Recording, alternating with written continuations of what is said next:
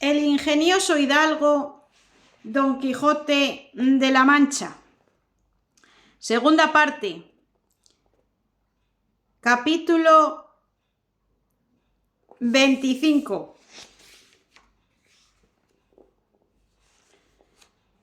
Donde se apunta la aventura del rebuzno y la graciosa del titiritero con las memorables adivinanzas del mono adivino. No se le cocía el pan a Don Quijote, como suele decirse, hasta oír y saber las maravillas prometidas del hombre conductor de las armas. Fuele a buscar donde el ventero le había dicho que estaba, y hallóle y díjole que en todo caso le dijese luego lo que le había de decir después, acerca de lo que le había preguntado en el camino. El hombre le respondió: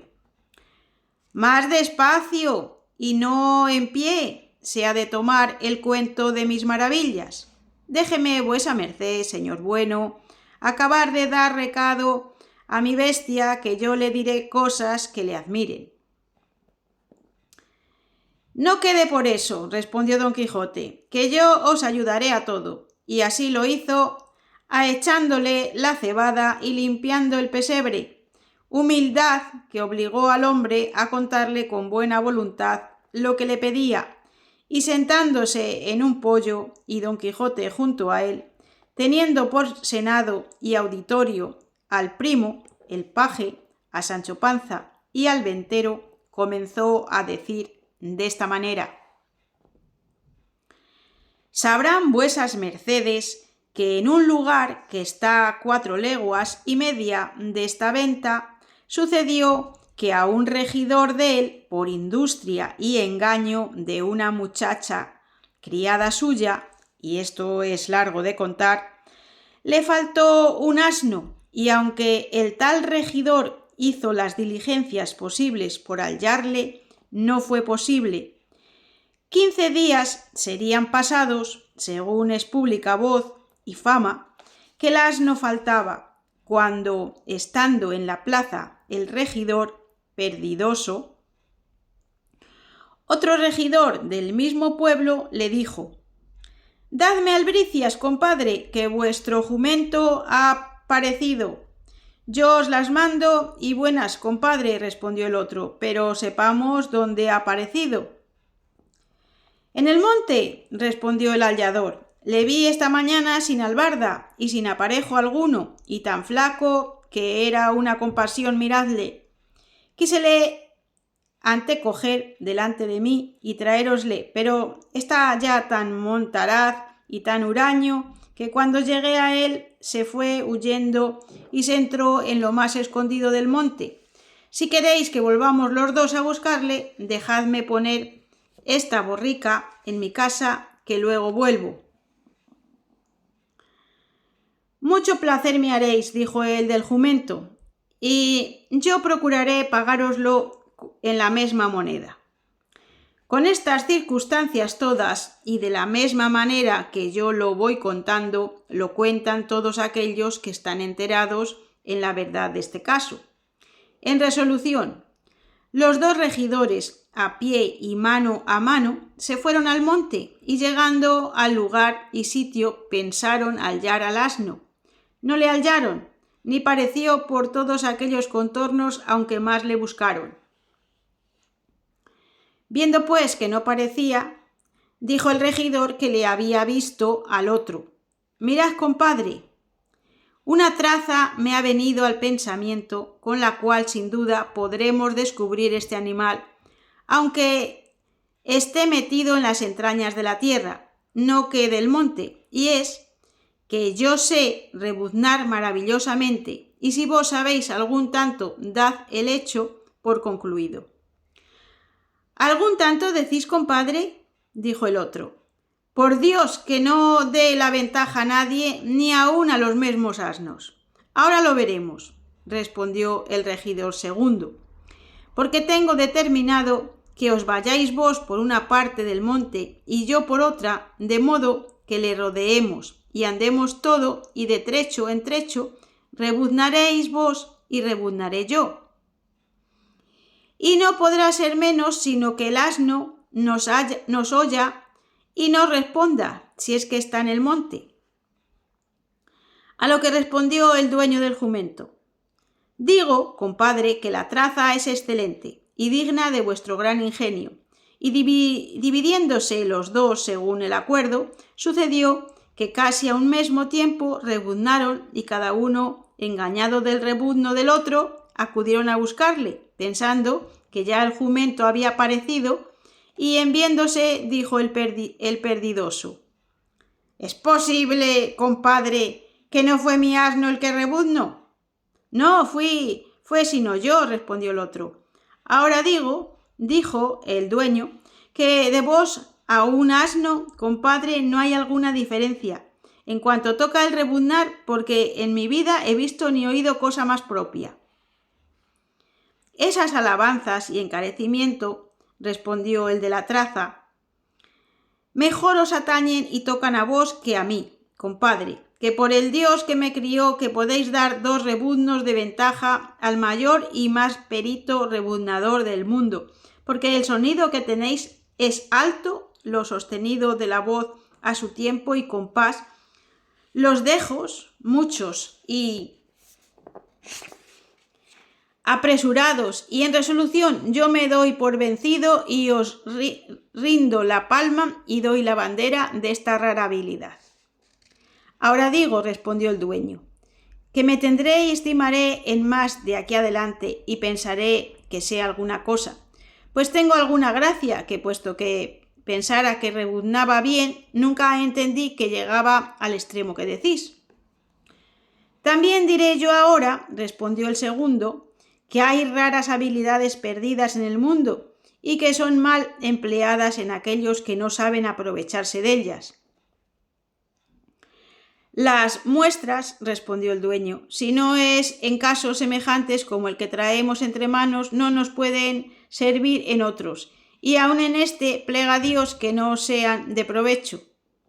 Esto dicho, se tomaron a dividir y a volver a sus rebuznos, y a cada paso se engañaban y volvían a juntarse hasta que se dieron por contraseña que para entender que eran ellos y no el asno, rebuznasen 2 veces una tras otra. Con esto, doblando a cada paso los rebuznos, rodearon todo el monte sin que el perdido jumento respondiese, ni aun por señas. Mas, como había de responder el pobre y mal logrado si le hallaron en lo más escondido del bosque comido de lobos? Y en viéndole, dijo su dueño: ya me maravillaba yo de que él no respondía, pues a no estar muerto, él rebuznara si nos oyera, o no fuera asno. Pero a trueco de haberos oído rebuznar con tanta gracia, compadre, doy por bien empleado el trabajo que he tenido en buscarle, aunque le he hallado muerto. En buena mano está, compadre, respondió el otro, pues si bien canta el abad, no le va en zaga el monacillo. Con esto, desconsolados y roncos, se volvieron a su aldea, a donde contaron a sus amigos, vecinos y conocidos cuánto les había acontecido en la busca del asno, exagerando el uno la gracia del otro en el rebuznar, todo lo cual se supo y se extendió por los lugares circunvecinos, y el diablo, que no duerme, como es amigo de sembrar y derramar rencillas y discordias por doquiera, levantando caramillos en el viento y grandes quimeras de nonada, ordenó e hizo que las gentes de los otros pueblos, en viendo alguno de nuestra aldea rebuznase, como dándoles en rostro con el rebuzno de nuestros regidores.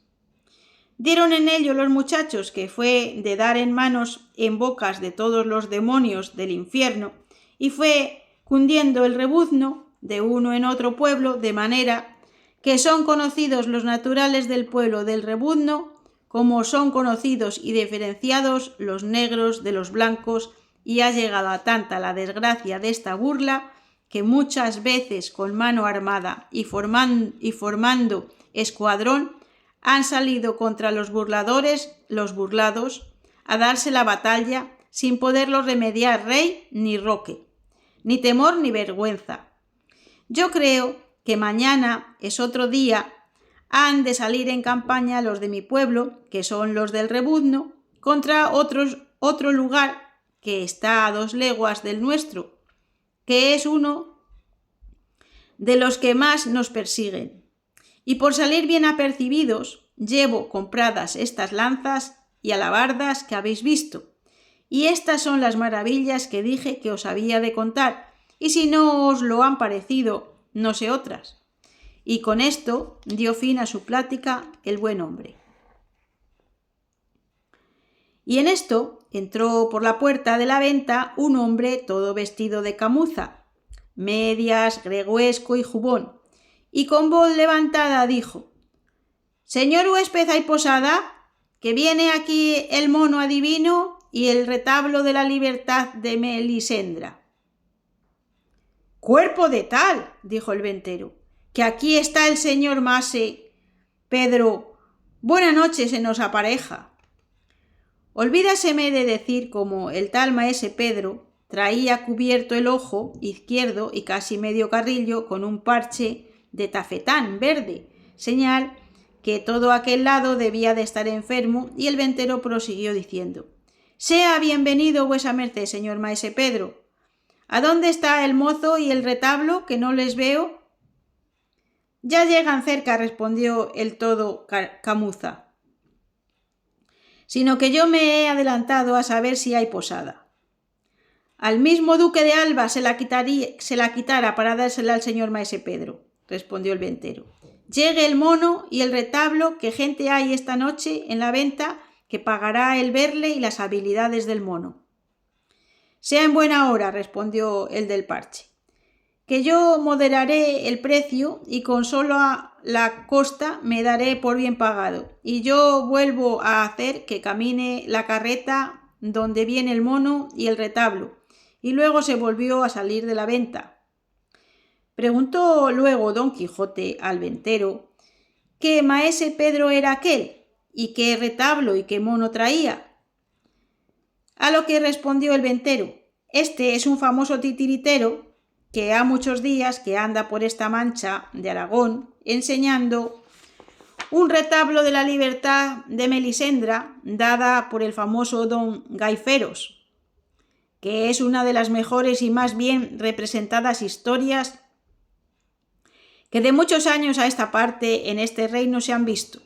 Trae asimismo consigo un mono de la más rara habilidad que se vio entre monos, ni se imaginó entre hombres, porque si le preguntan algo está atento a lo que le preguntan, y luego salta sobre los hombros de su amo y llegándose al oído le dice la respuesta de lo que le preguntan, y Maese Pedro la declara luego, y de las cosas pasadas dice mucho más que de las que están por venir, y aunque no todas veces acierta en todas, en las más no yerra, de modo que nos hace creer que tiene el diablo en el cuerpo.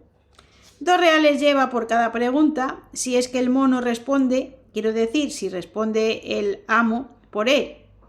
después de haberle hablado al oído, y así se cree que el tan Maese Pedro está riquísimo y es hombre galante, como dicen en Italia,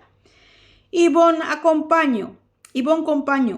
y darse la mejor vida del mundo, habla más que 6 y bebe más que 12,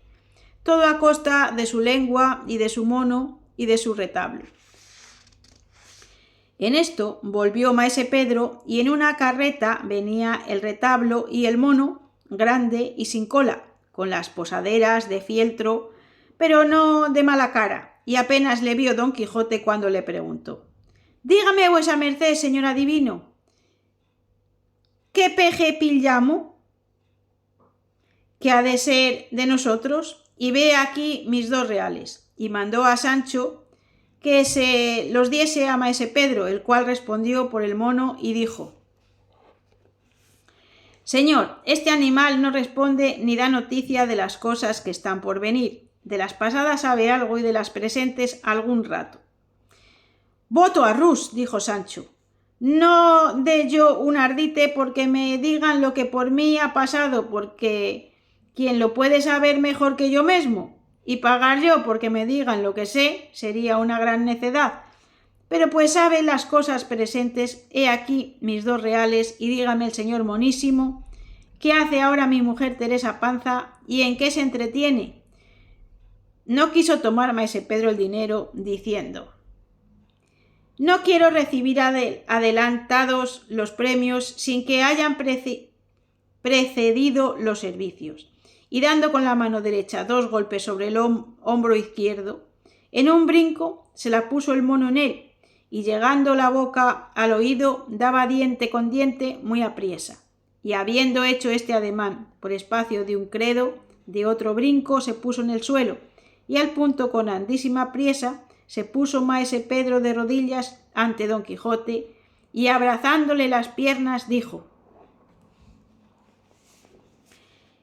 estas piernas abrazo bien así como si abrazara las 2 columnas de Hércules, oh resucitador insigne de la ya puesta en olvido andante caballería, oh no jamás como se debe alabado caballero Don Quijote de la Mancha, ánimo de los desmayados, arrimo de los que van a caer, brazo de los caídos, báculo y consuelo de todos los desdichados.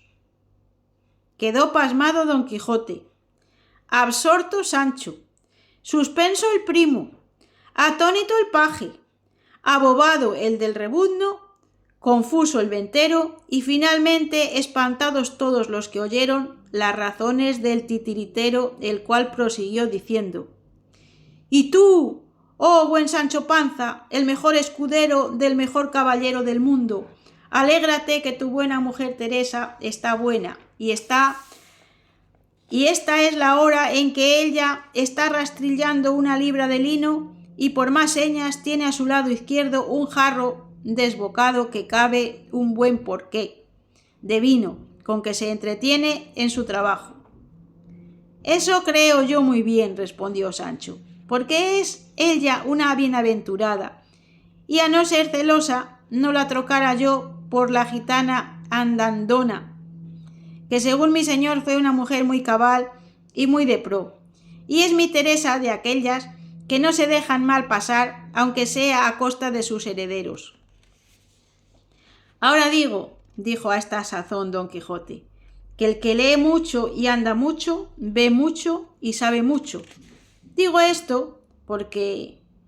¿qué persuasión fuera bastante para persuadirme que hay monos en el mundo que adivinen como lo he visto ahora por mis propios ojos? Porque yo soy el mismo Don Quijote de la Mancha, que este buen animal ha dicho, puesto que se ha extendido algún tanto en mis alabanzas, pero como quiera que yo me sea, doy gracias al cielo que me dotó de un ánimo blando y compasivo, inclinado siempre a hacer bien a todos y mal a ninguno. Si yo tuviera dineros, dijo el paje, preguntara al señor mono qué me ha de suceder en la peregrinación que llevo. A lo que respondió maese Pedro, que ya se había levantado de los pies de Don Quijote: ya dicho que esta bestezuela no responde a lo porvenir, que si respondiera no importará no haber dineros, que por servicio del señor Don Quijote, que está presente, dejara yo todos los intereses del mundo, y agora, porque se lo debo y por darle gusto, quiero armar mi retablo y dar a cuantos están en la venta sin paga alguna. Oyendo lo cual el ventero, alegre sobremanera, señaló el lugar donde se podía poner el retablo, que en un punto fue hecho. Don Quijote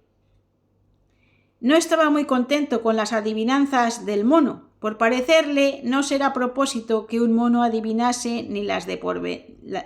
porvenir ni las pasadas cosas, y así en tanto que maese Pedro acomodaba el retablo, se retiró Don Quijote con Sancho a un rincón de la caballeriza, donde sin ser oídos de nadie le dijo: mira, Sancho, yo he considerado bien la extraña habilidad de este mono, y hallo por mi cuenta que sin duda este maese Pedro, su amo, debe de tener pacto tácito o expreso con el demonio. Si el patio es espeso y del demonio, dijo Sancho, sin duda debe de ser muy sucio patio. Pero, ¿de qué provecho le es al tal maese Pedro tener esos patios?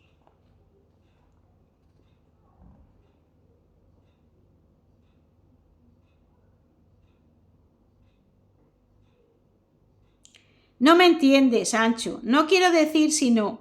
que debe de tener hecho algún concierto con el demonio de que infunda esa habilidad en el mono con que gane de comer y después que esté rico le dará su alma, que es lo que este universal enemigo pretende. Y hazme creer esto, el ver que el mono no responde sino a las cosas pasadas o presentes, y la sabiduría del diablo no se puede extender a más que las de porvenir. No la sabe si no es por conjeturas, y no todas veces, que a solo Dios está reservado conocer los tiempos y los momentos.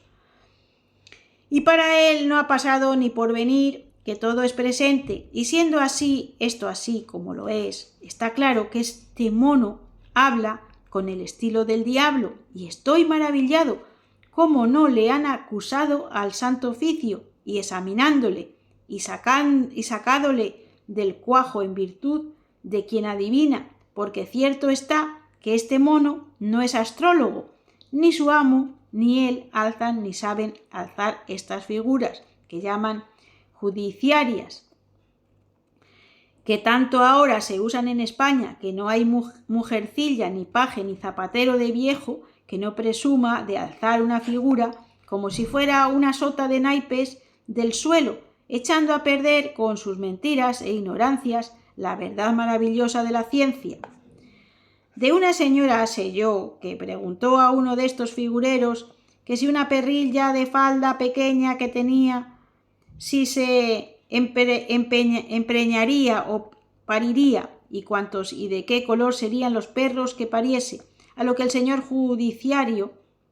después de haber alzado la figura, respondió que la perrica se empreñaría y pariría 3 perricos, el uno verde, el otro encarnado y el otro de mezcla, con tal condición que tal perra se cubriese entre las 11 y 12 del día o de la noche, y que fuese en lunes o en sábado. Y lo que sucedió fue que de allí a 2 días se murió la perra de Aíta,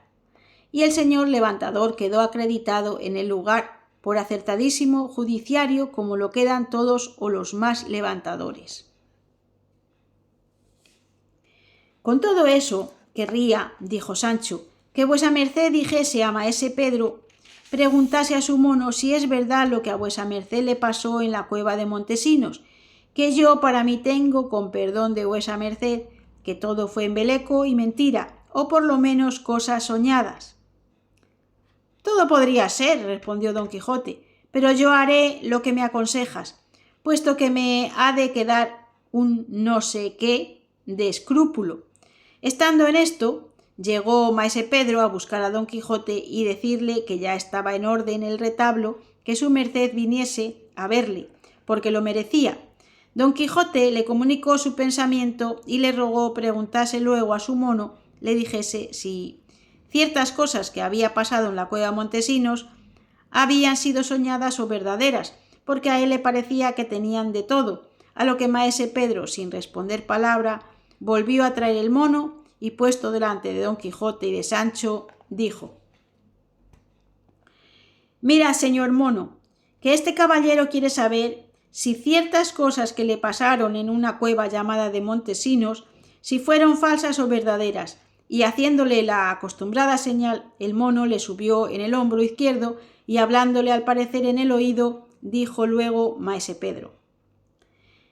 «El mono dice que parte de las cosas que vuesa merced vio o pasó en la dicha cueva son falsas y parte verisímiles,